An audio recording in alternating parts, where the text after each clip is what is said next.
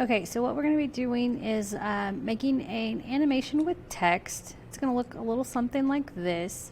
So the first thing that I would like for you to do is to look up a font that you can use.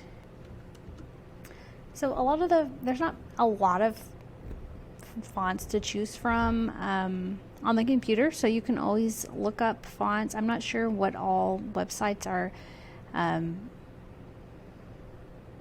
okay and which ones are blocked. I know this one is okay to use. You can go to devfont.com and immediately it'll show you some different ones that you can look at. If there's something specific you're looking for, you can type it here. You can look here and see if there's anything you want to look at there. It just kind of depends what you're thinking of. And you're going to be doing the animation with your name. So you can type your name in here. If you're going to have it all caps, I would go ahead and do it in all caps so you can see what it would look like. Or if you're going to do it lowercase, I would go ahead and do that so you can see what that looks like. Okay? So just find a font that you like, and after you do, this one's similar to the one that I already have. Okay, so I'm going to do this one. So if you come right across here, you'll see the download button. You'll press that. It's going to download here. All you have to do is open your zip file, and this one has a bunch of different ones. So this one's going to be an outline. This is regular, which is probably this. This one's going to have a shadow, and this one will have a shine. Now you can click on these and it'll kind of give you a preview of what they look like. So this is the font, but without the little shiny bubbles there. See, this one has just a shadow. This one is an outline, and they might not all have this, but I'm going to use this one with the shine, and all you have to do is come up here and press install, and then that's it. Now you want to do this before you create a new file because it needs to load the font into your Adobe account. Okay, so you'll create a new file. You can leave it at 1280 by 720 with a 24 as the frame rate and click create. Okay, so you can go ahead and get your text tool and just click once and you can write out your name there. Then you can go over here and find your font. Now the main thing is that you remember what your font's name is, as I already forgot mine. So mine is going to probably be Glossy Sheen, so that's what I want to look for. If for some reason it's not showing up, just exit out of your Animate and then open it again and it should show up. There's mine.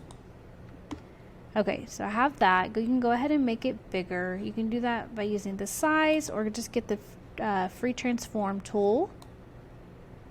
And if you want it to stay proportional, you should hold shift while you are scaling that out, and you just kind of want it to be the size of your stage. Okay, so once you have that, you're going to right click on your letters and you want to click break apart.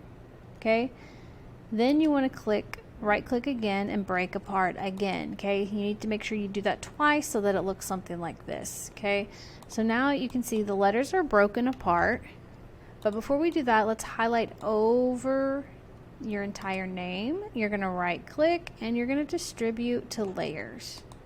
So now you have all your letters on a new layer. So this is my L, this is my A, and I'm going to go ahead and get that in order. A, M. So go ahead and just rename your letters, your layers to the letter that they are so that you know that. Okay. So now what we're going to do is we're going to add a gradient to our letters. So to do that, you can go to Window and select Color. You can come over here and change it to the linear gradient, or if you prefer the radial gradient. Again, you can mess with these different options and see what happens, and then pick your 2 colors or more if you want to use.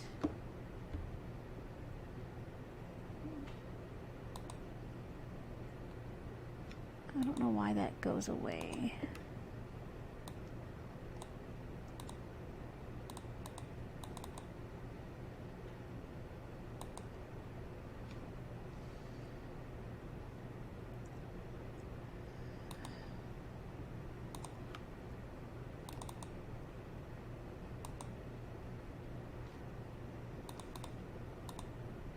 So I like this, and this is what I'm going to stick to. Now, if you go back to your color, you want to go and add it to swatches. So go ahead and click that.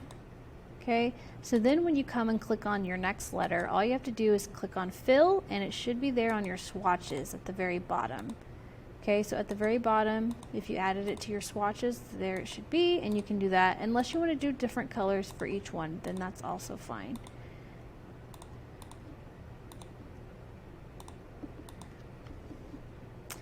If you want, you can also mess with different filters. You can add a shadow to your letters if you wanted. You can add a glow, a bevel, which kind of makes it a little more like poppy. I'm not sure if that looks in focus. Well, to me that looks blurry, so I don't want that. Let's see, so that's under the frame options, and let me see. Okay, so I'm just going to remove my bevel, maybe. I think I'll just add a shadow, and you don't have, if you don't like the shadow look, you don't have to do that, but it's just up to you.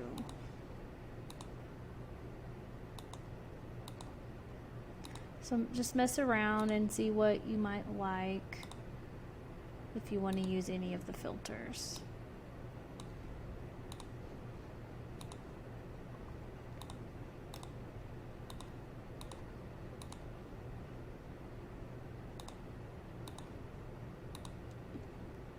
It's not working.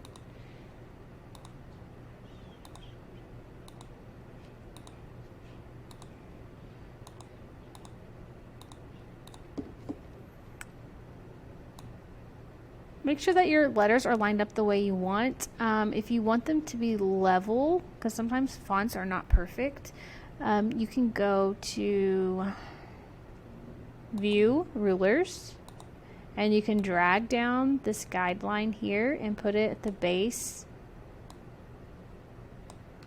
And then you can decide if you want to move your letters down to meet that.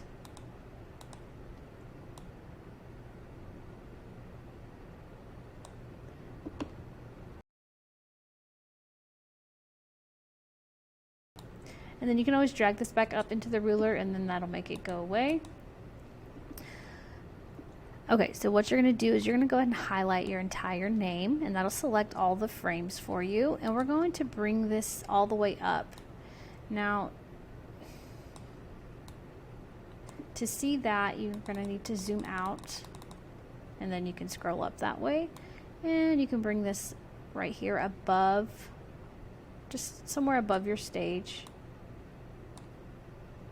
So what we're going to do first is we're going to, you can go ahead and highlight all of your, no. So we're going to go to frame 10 here, and make sure you scroll all the way down, hold shift, and select all of those frames, and you'll insert a keyframe there. And we're going to select, make sure all of our letters are selected. And go ahead and bring a guideline down to where you want your letters to hit. Okay, and then you can start dragging these down.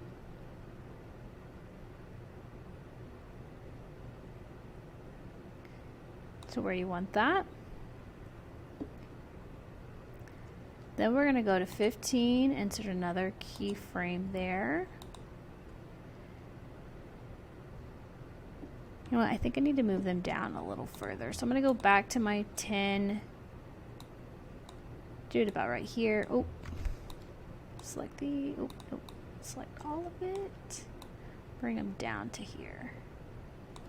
Okay, then on 15, I will move these up to about, right about in the middle of your stage.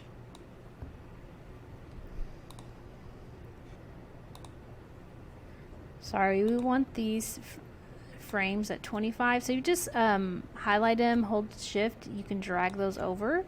So we have our first one out of the frame at 1.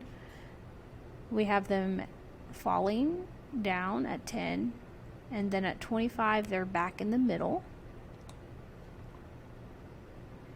Okay, then at 40 we're going to go ahead and create, make sure you have all your frames selected, insert a keyframe there, and you're going to drop them back down. You might hold shift to keep it lined up. Okay, and then make another keyframe here at 45 just to hold that last pose so it doesn't, so when we create the GIF it doesn't automatically go straight back up. It kind of sits there so that you're able to read it. Okay. Okay, so now what we're going to do is we're going to insert a keyframe in all those. You can just kind of come and select, make sure you have all your frames, hold shift, and make sure that you have something highlighted in each little section. You'll right click and create a classic tween. Okay, you can go ahead and play that part.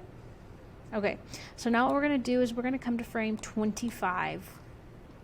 And we're going to edit each one of these individual letters.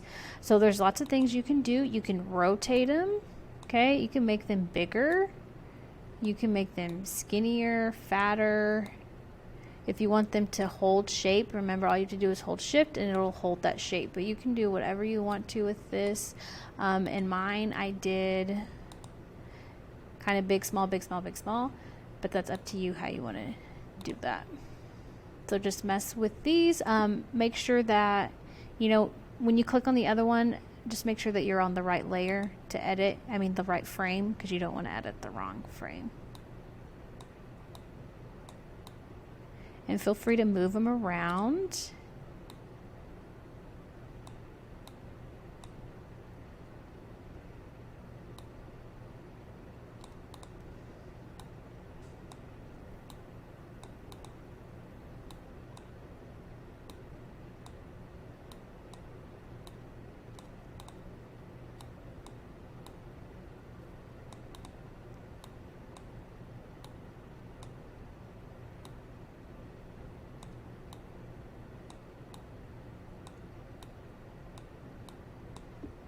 Okay, you can always see how that looks.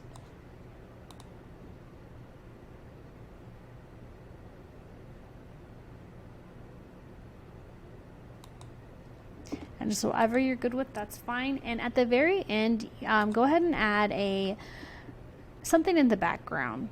Okay, it doesn't necessarily have to be just a color. It could be another gradient. It could be you want that at the bottom here. You're going to export this as a GIF as you normally would. So file, export, export animated GIF.